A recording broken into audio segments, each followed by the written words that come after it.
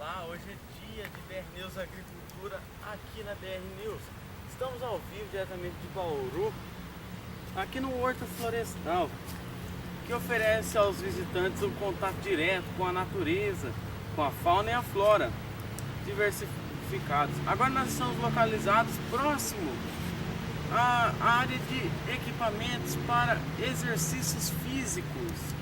A qualquer momento voltamos com mais imagens desse belo local aqui de Bauru. Vamos para um rápido intervalo, a gente volta já.